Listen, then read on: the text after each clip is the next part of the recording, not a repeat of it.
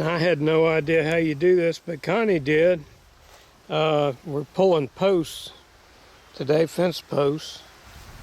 This old dog pen that the previous owner had set up.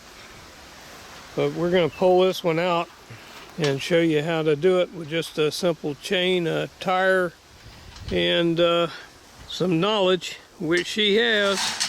Dug a hole around the post, and we're going to put this chain on top of the tire here.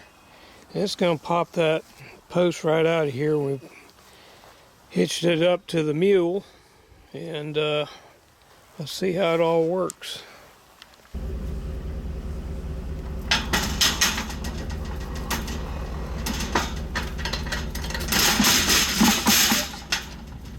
Okay.